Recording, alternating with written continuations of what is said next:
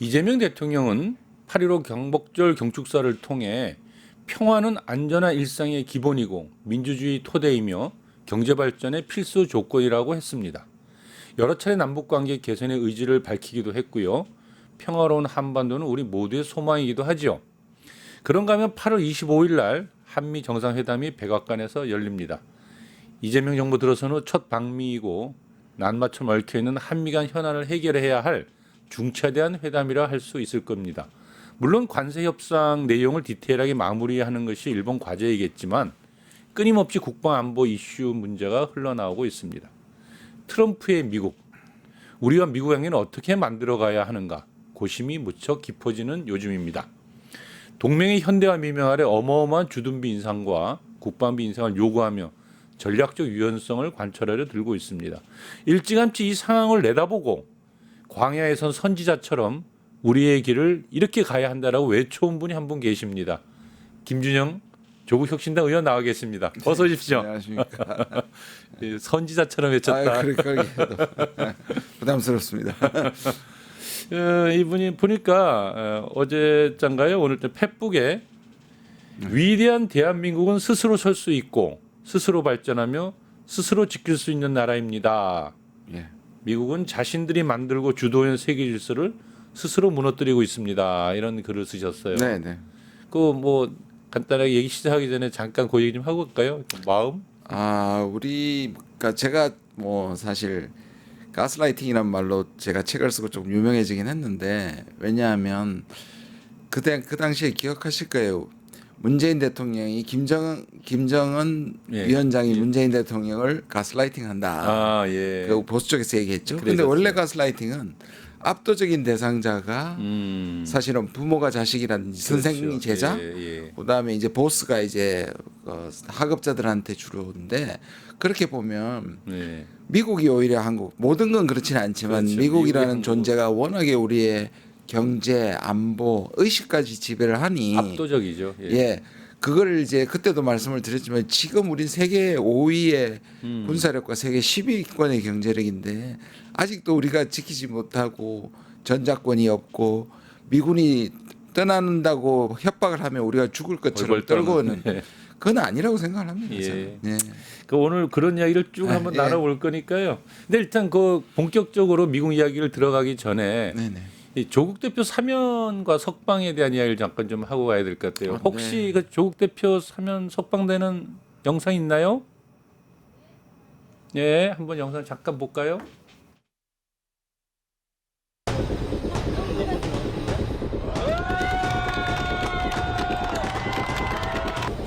안녕하십니까. 존경하는 국민 여러분. 먼저 헌법적 결단을 내려주신 이재명 대통령님께 깊은 감사의 인사를 드립니다. 오늘 저의 사면 복권과 석방은 검찰권을 오남용해온 검찰 독재가 종식되는 상징적 장면의 하나로 기록될 것이라고 믿습니다. 조국혁신당은 창당 때부터 지금까지 3년은 너무 길다. 검찰 독재 정권 조기 정식을 내걸고 윤석열 정권과 싸워왔습니다. 윤석열 일당은 내란이라는 반헌법적 폭거를 일으켰지만 국민에 의해서 격퇴되었습니다. 이재명 정부는 이러한 국민들의 투쟁, 저항의 산물입니다. 국민들의 주권 행사의 산물입니다. 이재명 정부는 반드시 성공해야 합니다. 이재명 대통령님도 성공한 대통령이 되셔야 합니다. 미력이 남아 저는 힘을 보태겠습니다. 현재 여전히 윤석열과 단절하지 못하고 윤석열을 비호하는 극우정당 국민의힘은 다시 한번 심판받아야 합니다. 그리고 민주진보 진영은 더욱 단결하고 더욱 연대해야 합니다. 제가 자유를 찾은 지금부터 이 두 가지 과제를 위해서 힘을 쏟겠습니다. 예. 보니까 이재명 정부를 반드시 성공시켜야 하고 국민의힘은 반드시 심판을 다시 하겠다 이랬는데요. 우리 모두의 마음이지 않습니까?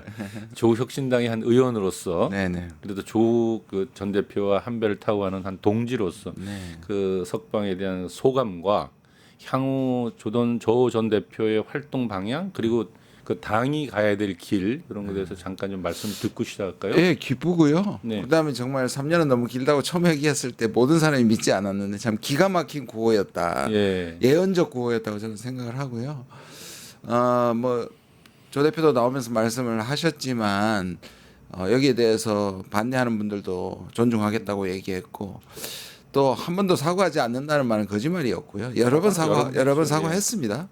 그런데 기본적으로 그 검찰권 남용에 대한 제자를 찾는 과정이고 아까 방금 나왔습니다만 제자를 찾는 과정으로 이해해 주시면 좋겠고요. 그다음에 우리가 대통령 선거 독자 후보를 내지도 않았고 그러면서 당이 사실은 많이 위축된 것은 사실이니까 예. 저 대표가 돌아오면서 뭔가 새로운 계기가 될 거라고 생각하고요. 국가적으로도 저는 다당제로 가야 된다는 소신을 갖고 있습니다.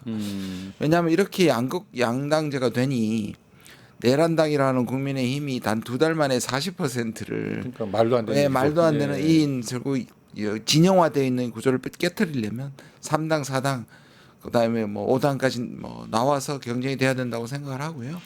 또 가장 마지막으로 중요한 문제는 뭐냐면 민주당이 이렇게 굉장히 그 폭넓은 정당을 선언했고 예. 대통령도 중도 보수를 중도 보수. 지향하고 예. 통합한다고 했다면 빈 곳은 중도 좌파라면 좌파. 거기가 비어 있고 실질적으로 거기에 대한 소구력을 가진 정당이 있어야 하고 그렇다면 지금 정의당도 이제 원내를 진출하지 못한 상황에서 우리가 그 역할을 해야 된다. 조 대표님께서 처음에 나를 영입할 때 했던 말이 있어요. 예. 민주당보다 조금 더 진보적이고 민주당보다 조금 오른쪽인데 내가 보기에는 그러니까 대표가 보기에는 김준영 그 당시 교수는 가장 그게 맞는 사람 같다고 한 말이 저한테 좀 설득력이 있었거든요. 아 그렇습니까? 네네. 그러면 이 민주당과의 뭐 합당이나 이런 것보다는 어떻게 보면 중도 좌파, 약간 진보성을 띤 당으로서의 자기 성격을 가지고 이제 내년에 지방선거도 임하고 계속 그렇게 간다 이렇게 봐야 되겠네요. 당의 미래는. 지금 빠졌습니다만 마지막에 정치를 하겠다고 얘기했잖아요. 예. 정치란 이 정치가 저는 물론 이제 민주당과 합당을 해서 들어가서도 진보적인 그룹에서 진보적인 왜냐하면 워낙에 이제 스펙트럼이 넓으니까요. 그럴 수도 있지만 예. 제가 보기엔 지금은 우리가 당을 창당했을 때 그 정신이 그거라면 예. 저는 합당보다는 일대 독자적인 영역을 구축하는 게 맞다. 그렇게 저는 생각합니다. 네. 알겠습니다. 네. 오늘의 주제가 많기 때문에 그 정도 하고 듣고 가겠습니다.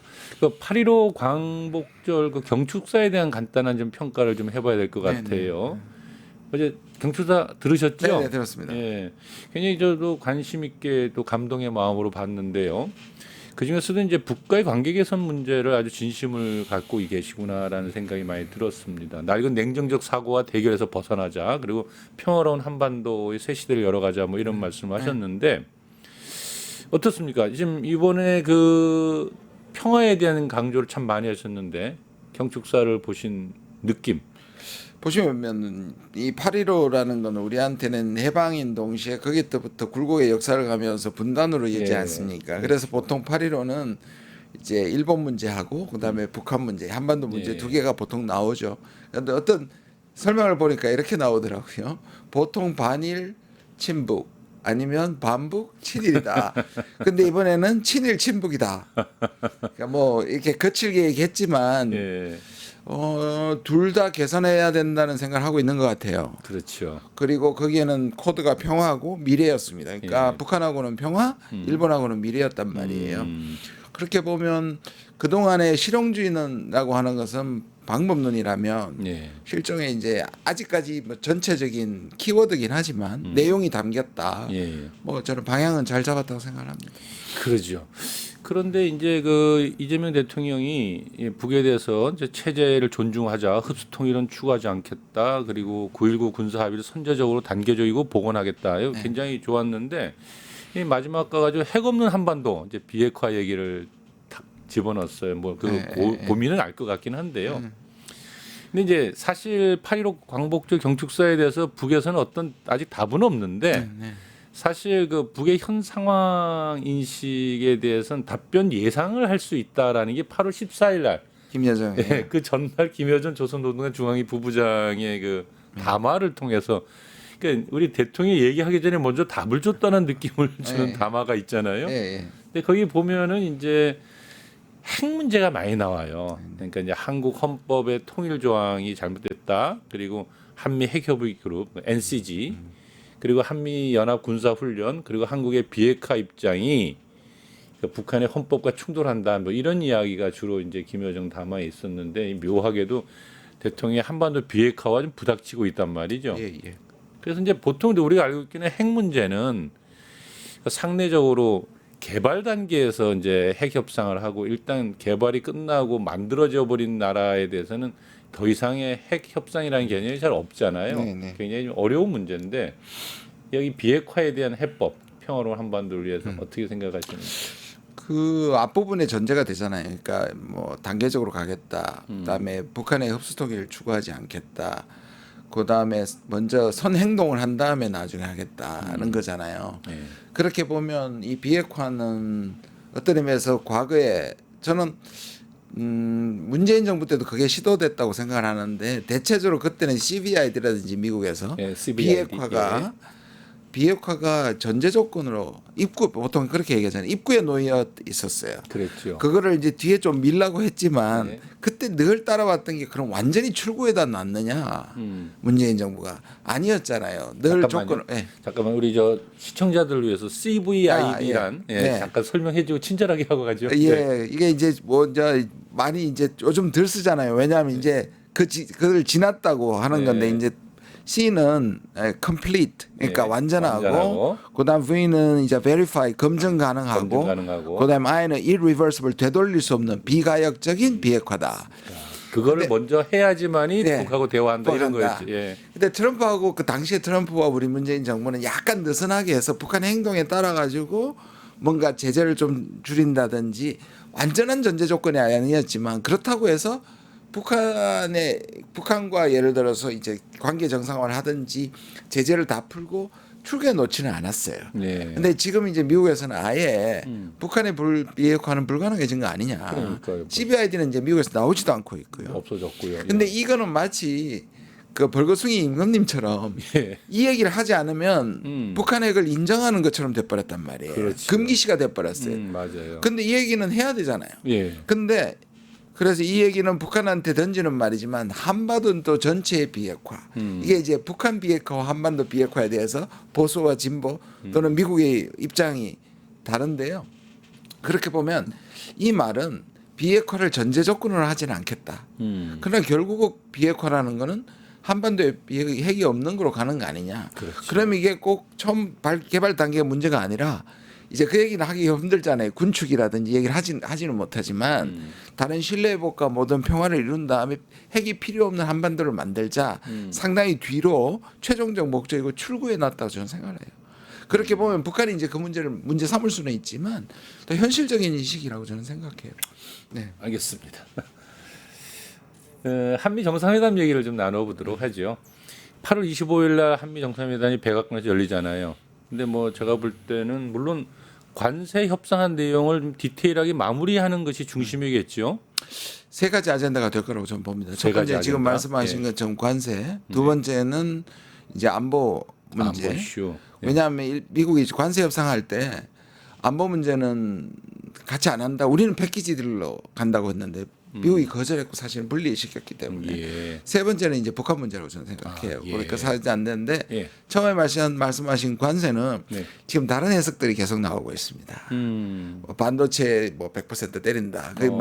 그렇죠. 근데 우리한테 최고국 대우를 해준다. 예. 또는 우리가 미국에 투자한 국가들한테는 반도체에 대해서 100% 관세를 안 때린다. 이게 아직 언클리어해요. 얘기가 막 왔다 완전 갔다 합니다. 완전히 극단의 얘기들이 같이 돌고 있네요. 왜냐하면 트럼프는 예. 협정문을 싫어합니다. 음. 자기가 일방적으로 편지를 보내거나 예. 그 자리에서 말한 것들이 거기에서 노트를 쓰는 일종의 비망록 정치를 하고 있단 말이에요. 현장에서 바로 결정하고 계속 그다음에 그 사인펜으로 쭉쭉 지워버리고. 그어버리고. 그래서 지금 네. 보시면 어떤 정상회담도 공동 성명이 안 나오고 있어요. 예. 그래서 저는 뭐 미리 짐작 예측하면 미국 쪽에서는 한미 공동 성명이 안 나올 수도 있다. 미국 쪽에서 안 내고 싶어 한다고 저는 생각하고요. 예. 그다음에 문제가 되는 게 저겁니다. 3,500억 불. 선별 투자하기로 한 예, 거. 그게 이제 일본하고 지금 EU가 문제가 됐잖아요. 그렇죠. 그러니까 이게 어떤 돈이냐? 예. 트럼프가 생각하는 돈은 예. 그냥 현금으로 현금으로 내놔라. 그럼 이 3,500억 현금을 가져오면 이거 가지고 내가 투자처를 내가 정하고, 아. 그다음에 여기 들어갈 기업들을 내가 정하고, 그다음에 이익이 나면 90% 자기가 가지고 10% 투자국에게 주겠다 이거거든요. 그런 거예요. 그러니까 90%를 자기가 한다는 소리가 그 소리였거든요. 그러면 그 돈은 누가 내느냐는 거예요. 그러면 네. 그 객출을 하라는 말이거든요. 그렇죠. 그 돈을 뺏어 가지고 내는데 그 큰 돈을 어떻게 합니까? 그러니까 미국하고 일본하고 유럽은 아니다. 물어봐야 된다 기획들한테. 그걸 어떻게 돈을 받냐 그랬고 우리는 뭐라 그랬냐면 이거 마이너스 통장이다. 그러니까 돈이 지금 주는 게 아니라 한도를 정하고 그다음에 미국이 계획을 가져오면 보정을 써주면 그러면 한국에서 투자 기업들이 한국이 보정을 하니까 네. 쉽게 투자하는 일종의 보정을 쓰는 정도 마이너스 통장을 열어주는 정도란 말이에요. 완전히 저 그러니까 동상이몽이네 정말. 이게 이제 미국에서 트럼프가 생각하고 있는 거에 대해서 좀 더 한국 측의 양보나 이것들을 받아내려고 압박하는 그래서 재협상 얘기가 자꾸 나오는 제협상이 거군요. 자꾸 나오는 겁니다. 어. 근데 트럼프는 네. 또 이걸 안 건드릴 수도 있습니다. 트럼프는 이거 사실을 압니다. 괜히 들어가가지고 미국이 뭐 얻어냈다는 것이 약간 이렇게 이런 상처 스크래치 생기는 스크래치가 게 있어요. 생길까봐 안 할 수도 있는데 그래서 관세 협상에 대해서는 오히려 지난번에 했던 것들 잘된 협상이라고 라고 박수를 치는 박수를 걸로 치고 지나갈 마무리를 수도 하고. 있다. 요거는 예. 좀 주목해 볼 부분이고요. 예. 메인은 결국 안보 부분이 안보 이슈다. 예. 그럼 안보 이슈에서 가장 큰 것 중에 하나가 한국 국방비를 그 GDP 5% 수준으로 올려라 이거라고 봐야 될까요? 예, 세 가지입니다. 예. 그러니까 분담금, 예. 국방비 증액, 예. 둘 다 증액이죠. 세 번째는 이제 한미동맹 현대화 이 세 가지로 그럼 세 가지를 하나씩 한번 풀어볼까요? 예, 한번? 예. 예. 그 분담금은 늘 뭐 입버릇처럼 얘기하는 거, 예, 그러니까 100억 달러. 지금 이 1억 달러 조금 넘으니까, 10억 달러 조금 넘으니까 거의 9배에서 10배입니다. 환율에 따라서.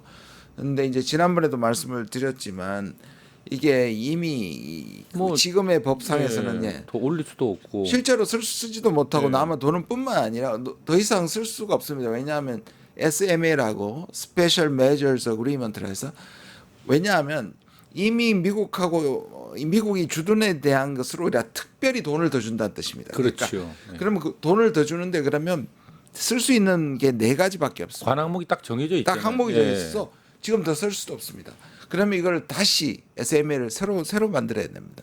트럼프는 그걸 이제 상관 안 하는 거죠. 그걸 몰라서 그런 말을 하지는 않을 거 아니에요. 그러니까 일단 한국이 미국한테 무임승차를 하니 이거는 정치적으로 그렇게 때려 놓는 것이 거머리처럼. 그렇죠. 그건- 지난번에 5배였고요. 일기 때. 예. 근데 우리가 시간을 끌다가 잘 넘겨가지고 예. 바이든 와가지고 해버렸죠. 그리고 작년에 2030년까지 이미 합의를 했고 바이든 정부랑 그리고 저도 해가 그 자리에 있었는데 예. 그냥 우리 국회를 통과해버렸습니다. 사실 지금 법으로 되지도 않을 뿐더러 이미 30년까지 계약이 돼 있단 말이에요. 30년은 트럼프의 임기가 끝나고 끝날 시절이죠. 이 문제를 어떻게 할까? 이제 이 부분은 그런데 이제 숫자가 중요한 트럼프는 일단 푸시를 할 거라고 보고요. 그럼 이걸 끄집어내면 뭐라 그래요, 우리 대통령은? 그럼 그 얘기를 해야죠. 이거 안 저는 된다. 아니면 시간을 끌면 됩니다. 다시 해보자 그럼. SMA 자체를 새로 하자. 다시 열어보자. 다시 열어보자 하고 저는 그게 그때도 말하는 느리게 가는 게 좋고. 네, 느리게 가고. 그럼 두 번째는 두 번째, 국방비인데요. 국방비 5%. 이거는 반드시 나올 거라고 생각이 됩니다. 왜냐하면 이 군부도 얘기하고 트럼프도 얘기하고 있고 얼마 전에 나토 국가들에게 다 약속을 받아냈습니다. 그런 말입니다. 나토는 전쟁을 하고 있으니까 5% 얘기가 나오는 명분이 네. 있는데 우리는 왜 갑자기 안 그래도 우리도 많이 내고 있는데 지금 국방비가 지금 60조가 넘지 않습니까? 우리가 지금 어떤 통계는 66조가 나와 있고요. 음, 어떤 통계 61조가 나와 있는데 이 5조 차이는 연구 비용입니다. 연구 R&D 예, 국방부 연구입니다. 그리고 그걸 포함하면 나머지 66조. 61조는 예. 거의 다 무기라든지 우리 군 인건비라든지 직접 비용입니다. 직접 비용이고. 그런데 유럽에서는 그걸 5%를 3.5 대 1.5로 나눴습니다. 3.5%가 직접 비고요. 직접 비용이고 그다음에 1.5%는 간접비입니다. 간접 비용이라 하면 간접 비용은 주로 예를 들어서 군으로 들어가는 도로를 깔아도 그걸 국방비로 잡아주는 거예요. 그래요? 심지어 이번에 이탈리아는 예. 너무 하기 힘드니까 시칠리아라는 섬에서 예. 본토를 연결시키는 대교 다리 놓는 것도 건설 비용을 국방비로 국방비로 산정해 줬습니다. 참. 그럼 그건 우리가 하면 돼. 우리는 지금 거의 간접비가 안 들어가 있습니다. 그럼 그런 실제로 게, 여기도 예. 여지가 있습니다. 그런 걸 다 집어넣으면 우리도 지금 2.3%인지 2.8%인지 하는 데서 예, 2.8%는 이제 아까 말한 그 예. 이 연구 비용을 넣으면 5조를 2.8%가 넣었을 때, 되고요. 예. 또 있습니다. 분담금 집어넣으면 됩니다. 지금 미국 분담금 국방비에 집어넣어야죠. 지금까지 안 넣었으니까. 안 넣습니다. 그거 넣으면 3% 넘어갑니다. 그러면 그리고 유럽이 10년간이라고 약속했어요. 그러면 우리 10년간 0.5%만 올리면 됩니다. 나머지는 전부 다 뭐 예를 들어서 제주 공항이나 가덕도 공항이나 이런 거를 군사실로 이제 전략적으로 요충이다 이렇게 해서 올리면 됩니다. 그러니까 그건 뭐 다들 우리가 빠져나갈 구멍은 나름대로 만들어 놓은 건가요? 네. 그러면은 그 두 가지 말고 또 한 가지는 한 가지는 이제 제일 문제가 저는 이 두 가지보다 제일 문제가 이 두 개는 이제 숫자고 트럼프의 관심사인데 세 번째는 군부의 관심사입니다. 이게 바로 동맹의 현대. 동맹 현대화. 드디어 이제 나왔네요. 국민 예. 현대화. 예. 그게 사실은 얼마 전에 그 조현 외교부 장관하고 그 루비오 국무장관이 회담을 하고 나서 동맹 현대한다 해가지고 좀 예.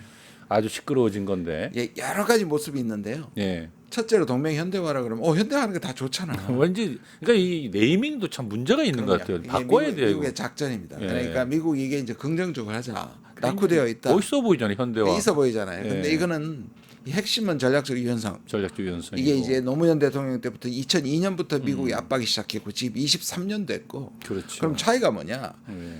그 당시에 이제는 미군을 빼서 그러니까 한국이 뭐냐면 소련도 붕괴되고 한국도 잘 살게 됐으니 예. 이제 미군을 붙박이로 두는 것이 자기들한테는 불리하다. 그럼 이걸 빼가지고 뭐 지금도 실제로 미군에 이렇게 이동 6개월 한 번씩 이동을 합니다. 기동군. 예. 근데 이게 이제 뭐냐면 한국군이 그때는 전작군을 가져가서 대북은 당신이 하고 그 다음에 미군은 좀 빼서 지역군으로 써야겠다. 근데 그때도 노무현 대통령이 뭐가 문제라고 생각했냐면 그걸 빼서 만약에 이 지역군이 다른 데서 분쟁이 일어나면 그러니까요. 한국이 발진하는 기지가 됩니다. 그러니까 그럼 원점 되면. 타격을 하게 예. 되면 그러면 한국이 들어가게 되죠. 그렇죠. 제가 그래서 이걸 뭐라고 비유를 했냐면 카타르가 중동에서 그렇죠. 예, 그 맞아요. 중동에서 예. 최고대 미군 공군기지가 있습니다. 맞습니다. 그런데 지난번에 이란 때릴 이란 때 때리니까 거기 때리잖아요. 아니 본토에서 출발한 겁니다. 어. 본토에서 왕복 37시간을 방문했어요. 예. 왜 그랬을까요? 카타르가 안 된다고 해서 그랬어요. 안 된다고 하니까. 그게 전략적 유연성입니다. 예. 그러니까 우리의 여기서 발진해서 중국을 때리는 건 안 된다고 우리가 안 얘기할 된다고 줄 알아야 돼. 해야지. 근데 지금 미국이 원하는 것은 그렇게 해달라는 겁니다. 어. 우리는. 그러니까 그거는 절대 동의해주면 안 되는 거 아닙니까? 그러니까 대만에서 유사시에 예. 한국 이제는 미군뿐만 아니라 미군이 들어가는 것도 우리가 기지가 되기 때문에 원점 타격이 될 수 있죠.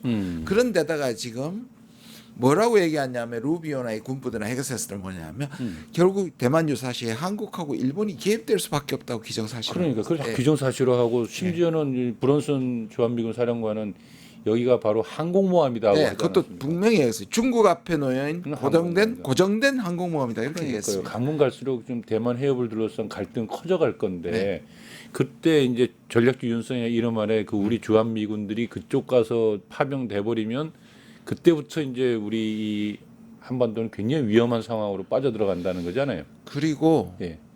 저는 뭐 실제로 중국이 대만을 침공할 가능성이 거의 없다고 보고요. 예. 그런데 미군도 알고 있어요. 미국 군부도 당연히 알죠. 그럼 왜 이걸 자꾸 얘기할까요? 왜 자꾸 얘기할까? 그 얘기를 중심에서 한미를 묶어 세워서 그 브런슨이 얘기한 거죠. 상원에서 청문회 인사청문회 때 얘기한 게 뭐냐면 예. 거리의 폭정이라는 말을 썼어요. 이 말은 뭐냐면 미국이 너무 멀다. 중국 견제하기에는 거리 때문에 우리가 괴롭다 이 말이거든요. 그러니 그렇다면 뭐냐면 한국하고 일본을 내세워서 중국을 막겠다는 것을 군부가 전략적으로 고려하고 있는 거고요. 야, 올 4월달에 그 의원님이 중국 대만 불개입 결의안을 제출하셨잖아요. 예. 그러니까 어찌 보면 이제 이거를 좀 내다본 그 나름. 예, 저는 내다보고 했습니다. 왜냐하면 이제 4월 29일 날 냈는데요. 예. 왜 그럼 그때 냈느냐? 저는 민주정부로 가면 민주당의 이재명 정부가 등장하면 안 그래도 셰셰 프레임이 있잖아요. 친중이라는. 와서 대만 유사시, 정확하게 하면 대만 유사시의 한국의 불개입 촉구 결의는 아닙니다. 예. 법적 그건 없지만 그래도 한 번도 우리가 정부나 국회에서 그런 결의안을 낸 적이 없습니다. 없지요. 예. 우리의 그 노선을 확실하게 한 적이 없습니다. 왜 안 냈느냐면 괜히 미국을 자극할 수 있다는 거였는데 지금 미국이 대놓고 저렇게 나오니까 사실 우리의 분명한 선을 내야 돼서 그럼 제가 미리 내놓으면 제3당으로 정부에게 부담이 적을 부담을 거라고 생각했고. 줄이려고 굉장히 내다보고 하셨네요. 예, 그런데 지금은 사실 민주당 의원들의 도움이 없이는 통과시키지 못하는데 저는 이걸 통과시켜야 오히려 된다. 부담을 든다. 예. 그런데 이제 대충 알겠어요. 그러니까 이제 동맹의 현대화라고 하는 것이 갖고 있는 위험성, 뭐 전략적 유연성, 이름들도 참 잘 전략적 유연성. 이것도 굉장히 멋있어 보이잖아요. 그다음 중간에 하나 더 있고 지금도 동시에 사용하는 게 이제 포괄적 전략 동맹이라는 거. 포괄적 그게 이 뭐냐면 한국이 마치 전 세계를 미국과 함께 전략을 같이 나누는 것처럼. 왠지 예. 네. 아주 우리한테는 그 미국한테 미국의 세계 전략에 동원될 수 있는 네. 길을 마련하는 완전히 아주 그게 숨어 있죠. 전쟁통에도 막 스며 들어갈 수밖에 없는 건데. 근데 이런 것들을 만약에 그 대통령 앞에서 트럼프가 얘기를 하면 뭐라고 답을 해야 됩니까?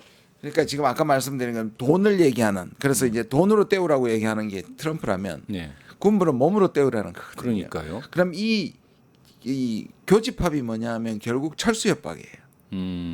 철수 협박을 한다. 그러니까 미군 철수 또는 네. 감축 협박을 하는 거예요. 그건 뭐 올해 그 월스트리트 저널지에서 나왔었죠. 5월달에. 예. 자, 그러면 미국이 이걸 전략적 연승을 하려면은 네. 지금의 미군 주둔의 구성을 바꿔야 됩니다. 그래서 현대화라는 말을 붙인 겁니다. 뭐냐면 지금 주한미군은 대북 억지를 위해 미국의 전 세계 사령부 중에 가장 낙후되어 있습니다. 2사단 보병과 7공군이 차지하고 있는데 다 실제로는 보병도 요새 누가 보병으로 전쟁합니까? 드론 전쟁이고 그렇죠. 다 원점 미사일 공격을 그렇죠. 하는 건데요. 그다음에 이 7공군도 F-16이에요. F-35가 아니에요. 예. 그럼 왜 여기 있느냐? 예. 일종의 인계철세입니다. 다시 말해서 미군이 여기에서 머물고 있으니 북한이 내려오면 자동적으로 전쟁에 개입하니 한국을 지켜준다는 일종의 안보 공약의 보정으로서 심리적 효과가 있는 거죠. 그렇죠. 그럼 미국 이걸 바꾸겠다는 거거든요. 해공군으로 바꾸겠다는 겁니다. 그러면 우리는 경계는 하되 그러니까 다시 말해서 경계선을 우리는 한반도 이상을 가지 않는다는 것을 확실하게 밝히되 그러면 보병 나가라. 감축하는 해라고 해야 됩니다. 그렇죠. 역제한을 해야 됩니다. 그리고 니들이 전략적 유연성을 쓰려면 한국 기지를 쓰는 거니까 돈을 내놔라 해야 되는 거예요. 그렇죠. 자기들의 필요해서 쓰는 그렇죠. 거예요. 그다음에 이게 어렵다면 세 번째는 그냥 국민들한테 까야 됩니다. 다 까고. 왜냐하면 우리 어떤 국민이 자기 아들이 다음에 대만으로 끌려가는 걸 원하겠습니까? 누가 원하겠어요. 그러니까 이거는 국민투표에 붙이면 절대로 전략적 유연성을 인정할 리가 없습니다. 그러니까요. 그리고 대만 개입에 우리가 했다는 것을 동의할 리가 발표하겠죠. 없죠. 그러면 결국 아까 나왔잖아요. 국민만 믿고 가신다면서요. 예. 그럼 이거는 미국과 협상이 어려우면 국회를 통과해야 되고 국민 투표를 물어야 된다. 우리는 그렇게 나가야 된다. 그러니까 이거 백악관에서 결론을 내리려고 들지 말고 네. 그런 문제가 나오면 우리 국민들의 의지를 물어봐야 되겠다 이렇게 얘기하면 된다는 거죠. 또는 우리 버전의 동맹 현대화를 얘기합니다. 그렇죠. 사실 우리 버전의 동맹연대는 어떤 겁니까? 그럼 우리는 말한 것처럼 우리 버전은 우리를 줄이고 우리는 재래식이 워낙에 북한한테 압도적이기 때문에 네. 미국의 해구상과 한국의 재래식이 결합이 되면 된다. 그리고 전자권 내놔라입니다. 전자권 내놔라. 그런데 왜냐하면 브런스는 전자권도 안 되고 돈도 내놓고 그다음에 유연성도 내놔라고 하거든요. 아니 그리고 감축 얘기도 나오면 하라고 해도 된다고 보는 게 왠지 감축 계획 없으면서 자꾸 풍선만 날리는 것 같거든요. 느낌에. 그러니까요. 약간 좀 뻥 같다는 느낌도 네, 들고. 예. 근데 뭐 그런 얘기 나오면 이제 조중동을 비롯해서 난리가 나겠죠. 난리가 나겠죠. 예, 또 그냥 막 그래서 아까 말씀드린 가스라이팅이라고 말합니다. 막 미국이 어쩌고 저쩌고 하면서 우리 이재명 대통령의 협상력을 높여주는 게 아니라 도리어 발목 잡고 뭔 얘기도 못하게 만들고 그럴 것 같아요. 그래요. 그게 지금 안팎으로 미국의 내부에서 극우와 한국 내부의 극우가 지금 한패가 돼가지고 그러니까요. 하는 한미 것 극우 같습니다. 동맹 네. 그러고 있으니까요. 그런 얘기가 나오는데 우리 이제 요거 이제 그 정상회담을 이제 대충 마무리하면서 마지막 제가 듣고 있는 고민을 한 가지만 말씀드릴게요. 그 젤린스키 우크라이나 전 대통령하고 만났을 때 트럼프의 그 무례함, 또 그 황당했던 라마포사가 남아공 대통령과 만났을 때 이런 게 자꾸 떠올라서 혹시라도 경제 이슈나 안보 이슈 얘기하다가 잘 얘기가 안 될 때 이 트럼프가 그런 무리한 짓을 하면 예. 어떡하나. 할 가능성이 있죠. 네, 그러면 우리 이재명 대통령 정말 자리를 박차고 일어나야 되는 건가? 뭐 참 그런 걱정도 됩니다. 저는 안 하리라고는 보는데 예. 이제 워낙에 지금 미국의 극우 쪽에서 마가 그룹 쪽에서 예, 대표적 목소리를 높이는 사람이 부정선거 얘기를 계속 하고 예, 계속 얘기하고 오늘 있고. 더힐이라는 곳에서 그 고든창 고든창. 예. 대표적 극우인데 계속 한국 정부를 때리고 있거든요. 예. 그러니까 그런 게 영향을 받아서 농담으로도 혹시 당신 부정선거에 당선된 거 그러니까 그런 얘기 아니야? 하면 그거 가만두면 됩니까? 저는 그거 대비해야 된다고 생각해요. 그럴 때는 예. 트럼프하고 말싸움하지 말고 하지 말고. 대한민국의 자긍심을 가지고 민주주의 성공을 놓고 세계를 향해서 연설 한번 하시라. 여기 청풍명월 선생님께서 맞습니다. 왜 내 자식들을 남의 나라 전쟁의 희생양으로 보냅니까? 저것들이 한국 아줌마의 힘을 몰라서 그럽니다라고 막 그렇게 예. 나오네요. 국민 투표해야 됩니다. 막 이런 얘기도 나오고 국민의 생각을 들어야 된다. 국민에게 미루세요. 오렌지 막 이런 아주 글이 막 올라옵니다 지금. 좋습니다. 아무튼 뭐 이 우리 이재명 대통령이 당당하게 맞서서 협상을 치렀으면 좋겠습니다. 그래서 예. 이제 그 우리가 공동성명을 내거나 또는 공동 기자회견을 하거나 아니면 각자 기자회견이 이제 보통 세 단계입니다. 그래서 네. 공동성명을 하면 잘했다 그러고 네. 공동 기자회견을 하면 선방했다 그러고 네. 이제 아무것도 없으면 실패했다고 또 네, 그러겠죠. 그럴 거예요. 근데 어. 아까 말씀드린 것처럼 지금 트럼프의 방식은 예. 그 협정이나 합의에 자기가 묶이는 걸 싫어해서 안 합니다. 지금 다른 나라들이 한 나라가 거의 없습니다. 없지 않습니까? 예. 그러면 우리도 구태 안 해도 됩니다. 트럼프만 묶는 게 아니라 우리도 묶이거든요. 그렇죠. 그러면 오히려 음. 여백을 두고 오면 됩니다. 음. 그런데 제발 그랬다고 또 야당하고 조중동이 쉽지 예, 않았으면 또, 좋겠습니다. 예. 제발 대한민국에 그걸 하면 그러니까요. 참 원래 뭐 국익에는 여야가 없다 하더니만 이 동네는 그렇지가 않더라고요. 네. 미국의 이익을 더 좋아하는 것 같아요. 예. 근데 이제 그 한미 연합 훈련 얘기도 잠깐 좀 물어봐야 될 것 같아요. 왜냐하면 8월 18일부터 그러니까 이제 내일이지 않습니까? 이제 한미 연합 훈련이 을주 프리덤 실드가 시작되고 또 9월 달에는 한미일이 함께 펼치는 프리덤 엣지가 시작되지 않습니까? 그러니까 새로운 정부가 들어서도 여전히 잡혀 있는 훈련은 관성적으로 하는 것 같아요, 느낌이. 근데 이제 북에서도 여기에 대해서는 또 이 한반도 지역 안보 형의 심각한 도전이다 하면서 노광철 국방상이 직접 이제 담화를 했어요. 근데 이제 그 중에서도 한미 훈련은 아주 그 연례 합동 훈련이라기보다는 북을 겨냥한 상륙, 미사일, 대잠수함, 공중, 사이버 이런 아주 다영역 훈련이지 않습니까? 그러니까 이런 게 다 진행된다면 이런 거 다 진행하면서 8.15에서 냈던 그 평화 제안을 어떻게 실현합니까? 이거 사실 이게 훈련하고 이 두 개는 완전 상충인데. 보통 이제 이런 훈련이 6개월에서 1년씩 걸리니 갑자기 우리가 이제 저 새 정부가 되고 이번 훈련에 대해서 시간이 짧았다는 것도 있고요. 그러나 아까 말씀하신 건 세 단계거든요. 저 방어 훈련이 있습니다. 네, 그다음에 방어 이제 북진하는 공격이 있고 그다음에 참수 작전이 있잖아요. 그 마지막 두 번째를 조정하려고 하는 거고. 그다음에 이제 미국의 전략자산 전개가 항상 이슈가 됩니다. 그런데 이번에는 미국이 아예 전략자산을 보낸다는 얘기도 안 했어요. 우리가 요청하기도 전에. 예. 미국도 적어도 북한 문제 아까 세 번째 아젠다. 음. 트럼프가 북한을 자극하기를 원하지 않습니다. 아. 그리고 북한에서 그 나왔을 때 친분으로 김여정이 거전 담화에서 비핵화 얘기하지 말라. 이제 일종의 우리랑 대화하는 조건들이나 허들을 하게 나온 말한 거죠. 거잖아요. 예. 그에 대해서 루비오가 관심 있다라고 했거든요. 관심 있다. 그렇게 보면 이 부분은 조금 계속 축소해가 그리고 군사 전문가에 들으면 이걸 꼭 대규모로 할 이렇게 필요가 없다는 할 거죠. 필요가 없다. 다 부분에서 하고 도상에서 할 수 있다고 얘기하거든요. 예. 그러니까 그런 점에서 이거를 마치 한미 동맹이 약화되거나 우리가 북한의 그걸 막는 훈련의 뭐 부재라든지 그거에 대해서 자꾸 부정적인 얘기를 하는 자체가 이것은 가짜 뉴스다. 그렇게 그럼 이번에 이해하는 그 거죠. 한미 정상회담에서 북한 이슈에 대해서도 잠깐 그 한미 정상들이 나누겠네요, 얘기를. 저는 나눌 것 같고요. 무조건 이게 이제 그겁니다. 무조건 가서 트럼프가 제가 평화 강박증이 있다고 말씀 여러 번 했잖아요. 예. 그러니까 이번에도 보시면 지금 벌써 한 4개 정도의 평화협정을 이끌어냈습니다. 르완다와 콩고, 예. 그다음에 캄보디아와 태국, 예. 그다음에 저기 파키스탄하고 인도, 예. 그다음에 최근에 아제르바이잔하고 알메니아를 했습니다. 다 했고 또 최근에 그러면- 보니까 또 푸틴도 예. 만나면서 그렇죠. 끌어내려 하고 있고. 그래서 예. 무조건 평화의 피스메이커다. 그리고 취임사에서 마지막 결론이 자기가 예. 피스메이커가 되겠다고 했거든요. 그거 그거 해석하지 말고 무조건 띄워야 됩니다. 음. 그리고 2018년에 음. 거기에 대해서 치하하고 음. 그때 거의 평화를 달성할 뻔했는데 네오콘 때문에 못한다는 것을 오히려 인정해주고 띄워주면 예. 이 부분은 트럼프가 굉장히 좋아할 거라고 생각합니다. 알겠습니다. 그럼 이번에 그런 대화가 있을 것 같다. 제가 좀 걱정하는 거는 아무튼 그 군부와 입장이 좀 차이가 난다고 하지만 트럼프가 과연 그 군부 네오콘들의 입장에서 벗어날 수 있을까에 대한 걱정을 늘 하고 있거든요.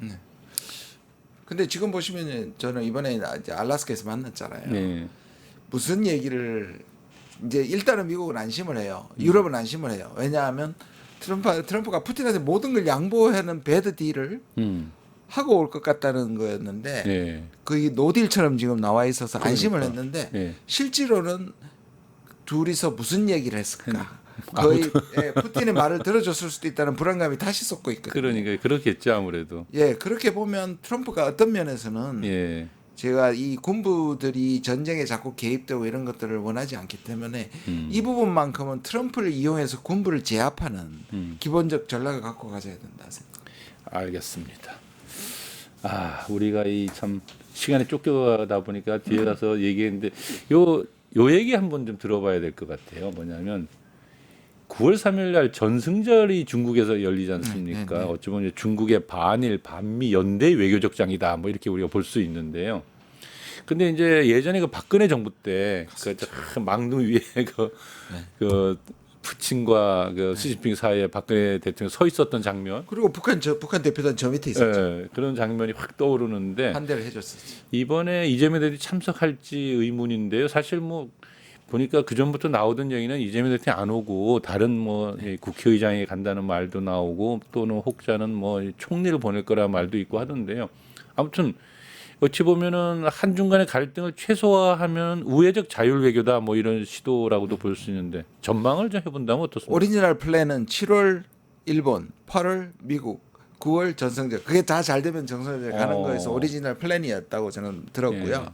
그런데 이제 중간에 일본 선거도 있고 해서 지금 그런데 가는 길에 두 정상회담을 다 하지 않습니까?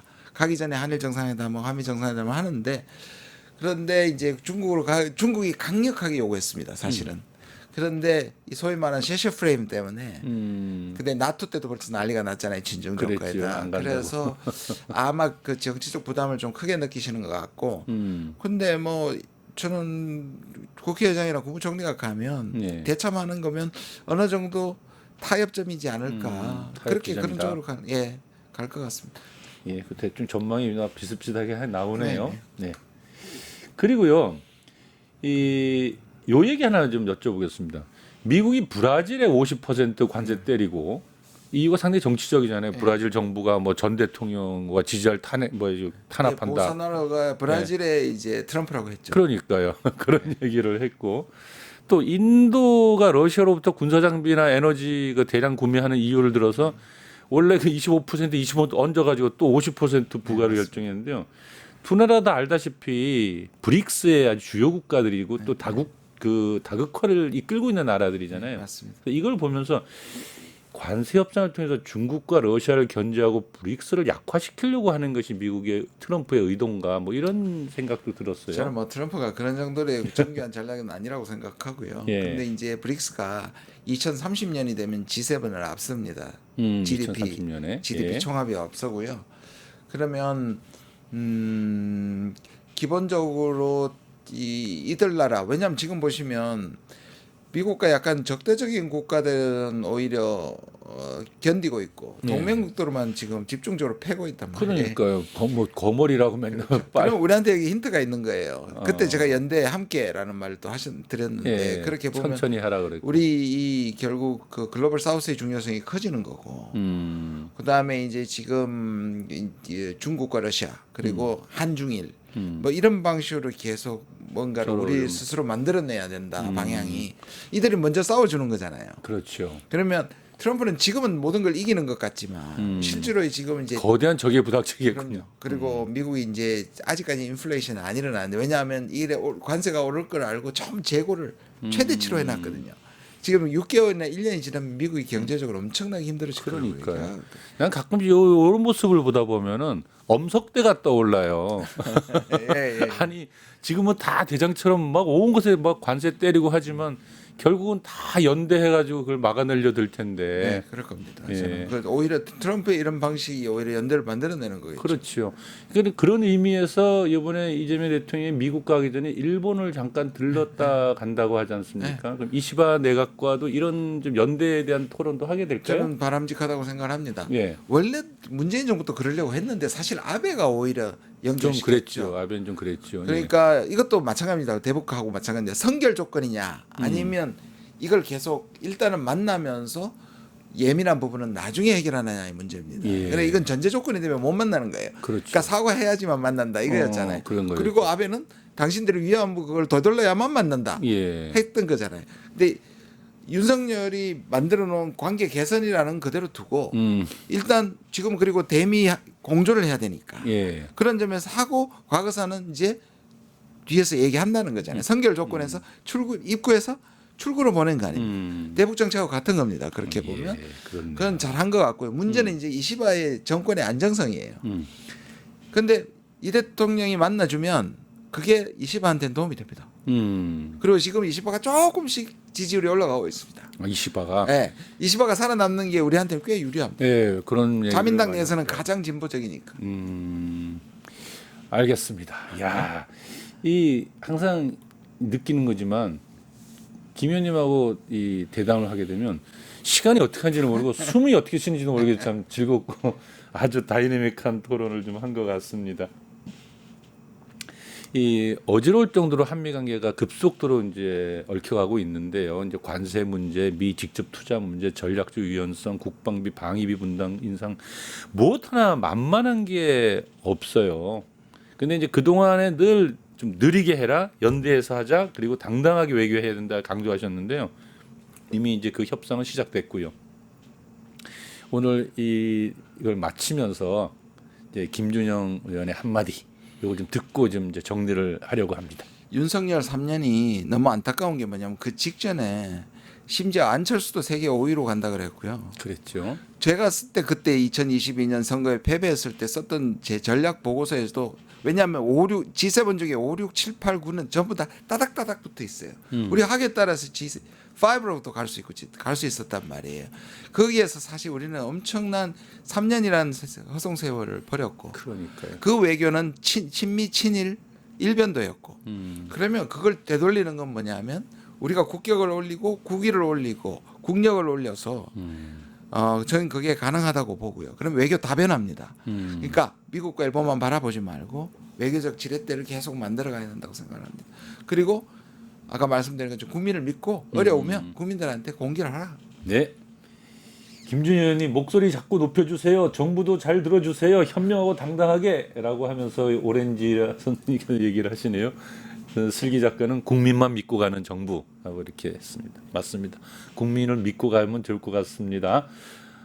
오늘 정말로 이렇게 뜨겁게 토론을 해주셔서 참 감사합니다. 네, 고맙습니다. 이재명 정부 탄생 후 첫 8.15 광복절을 지내고 나라를 되찾으려 피 흘린 선열의 숭고한 뜻을 잘 새겨야 하는 시간입니다. 대한민국을 둘러싼 국제 정세는 그러나 정말 심각하기 짝이 없고요. 우리는 투쟁을 통해 역대 가장 멋진 대통령을 만들었지만 역대 가장 황당하고 어려운 미국의 대통령을 만난 것 같은 기분입니다. 숨들릴 틈도 없이 맞서야 할 파도가 밀려오고 있는 듯합니다.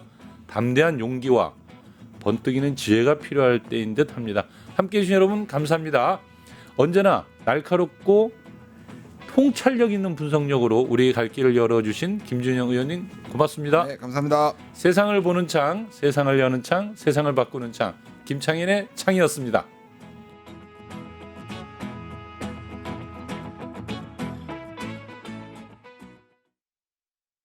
파파파파 증권통합